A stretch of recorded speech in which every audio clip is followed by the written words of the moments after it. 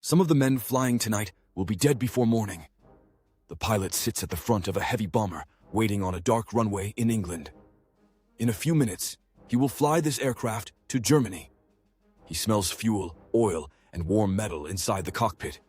Through the windshield, he sees almost nothing beyond the runway lights.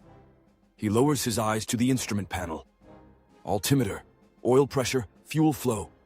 He studies every needle carefully. Numbers are easier than thoughts. Behind him, he hears the crew speaking in short, quiet confirmations. Checks, positions, systems ready. Their voices sound calm, but he knows the truth about these missions. Too many aircraft leave these runways at night. Not all of them return. For a moment, a thought crosses his mind. How many of the aircraft taking off tonight will still be flying by morning? He pushes the thought away. Through the cockpit window, he watches another bomber taxi toward the runway. Then another appears behind it. Dark silhouettes moving slowly through the weak airfield lights. He knows every aircraft is carrying the same weight, fuel bombs, men, and the same destination. Germany. A signal appears beside the aircraft. He sees the ground crewman raise his arm, start engines. The pilot presses the starter. The first engine coughs violently. For a moment, the entire aircraft shudders. Then the engine settles into a deep rhythm. He starts the second, then the third, then the fourth. He feels the entire bomber begin to vibrate around him. The machine is alive now. The sound fills the cockpit, deep, mechanical, constant. Strangely, the noise gives him a small sense of relief. As long as the engines run perfectly, the aircraft still has a chance. Through the windshield, he sees more bombers moving toward the runway. Dozens of aircraft preparing to leave the ground, their propellers cutting the darkness. He realizes how many men are climbing into the sky tonight, all flying into the same darkness. The bomber slowly reaches the end of the runway. He performs the final checks. Flaps, trim, engines steady, bomb loads secure. He looks forward again. Beyond the runway lights, he sees nothing. Only black sky. Then a simple realization settles in his mind. Once the wheels leave the runway, there will be no easy way back.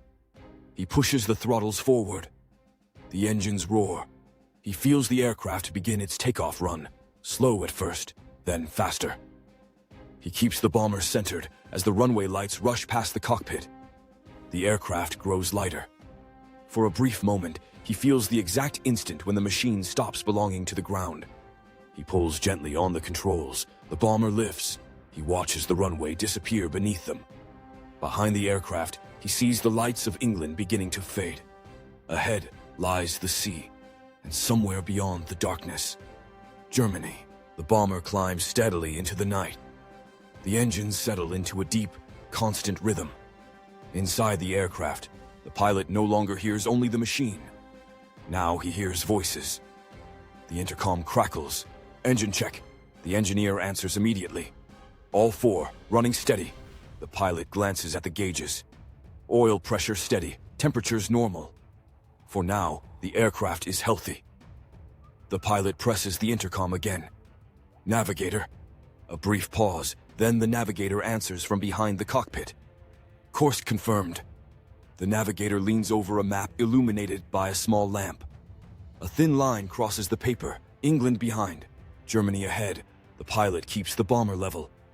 Below them, the sea is black, no lights, no horizon. Only darkness. The intercom crackles again. Radio operator here. The pilot listens. Formation signal received. Bombers assembling ahead. The pilot looks forward through the windshield. At first he sees nothing. Then small shapes appear in the distance. Dark silhouettes moving slowly through the night sky. Other bombers, one after another, joining the same path. The pilot presses the intercom again. Gunners. A voice answers from the tail. Tail gunner ready. Another voice follows. Top turret ready. The pilot nods quietly. Every position filled. Every man awake. Every man listening. For a moment, the bomber feels less like a machine and more like a small world moving through the sky. The engines continue their steady rhythm. Around them, the formation grows. Dark aircraft sliding into position, wing to wing, all flying toward the same darkness. The pilot keeps the aircraft steady. Minutes pass. The navigator studies the map again. Then he speaks quietly over the intercom. "Pilot." The pilot answers, "Yes?" A short pause. Then the navigator says, "Germany is no longer invisible." The bomber continues across the night sky. The formation remains steady, wing to wing. Inside the cockpit, the pilot keeps his eyes on the instruments. The engines maintain their deep mechanical rhythm. 4 engines, 4 constant vibrations running through the aircraft. Behind them, the sea has disappeared. Ahead, the navigator studies the horizon. For several seconds, he says nothing. Then he leans closer to the glass. "Pilot!" The pilot answers immediately. "Yes." The navigator points forward. "At 11 o'clock. The pilot narrows his eyes. At first, there is only darkness.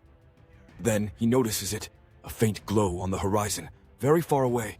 Not moonlight, not clouds. Lights. Small scattered points spreading slowly across the land. The navigator checks the map again.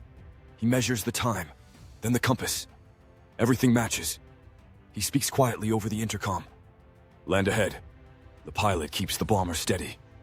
More lights begin to appear, thin lines of roads, clusters of towns, rivers reflecting distant illumination. Germany. Behind them, the formation continues to grow. Dark aircraft sliding into position. Dozens of bombers crossing the sky, all moving toward the same destination. Inside the aircraft, the crew grows quieter. The radio operator adjusts his headset. The engineer watches the engine gauges. The navigator studies the map again. The pilot says nothing. Then the navigator speaks again. "German territory." For several minutes, nothing happens. The formation moves deeper over the continent. The engines continue their steady rhythm.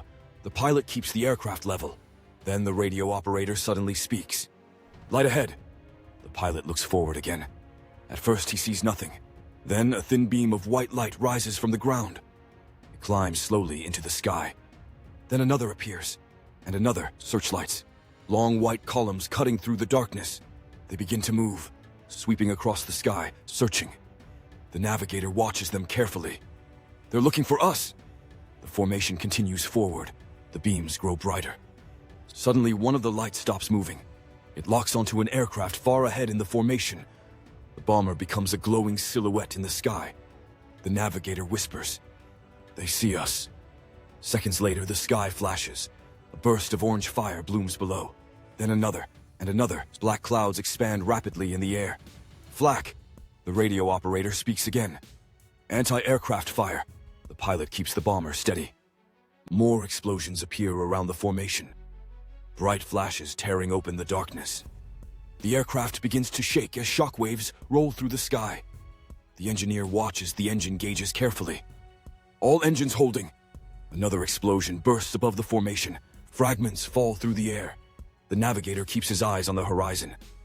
Germany stretches endlessly below them. The sky is no longer empty. Searchlights sweep. Flak bursts around the bombers, and the formation continues forward. Germany is awake.